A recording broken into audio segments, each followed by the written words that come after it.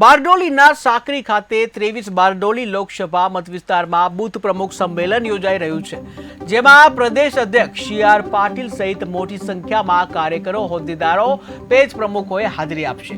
ત્યારે બારડોલી ધારાસભ્ય ઈશ્વર પરમાર પણ સાકરી ખાતે પહોંચ્યા હતા. બૂથ સમિતિ બેઠકમાં પ્રદેશ અધ્યક્ષ માર્ગદર્શન આપશે.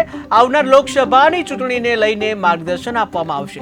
મારો પરિવાર, મોદી કી ગેરંટી અને વિકાસની વાતો જન જન સુધી પહોંચાડવાની ચર્ચા કરાઈ હતી.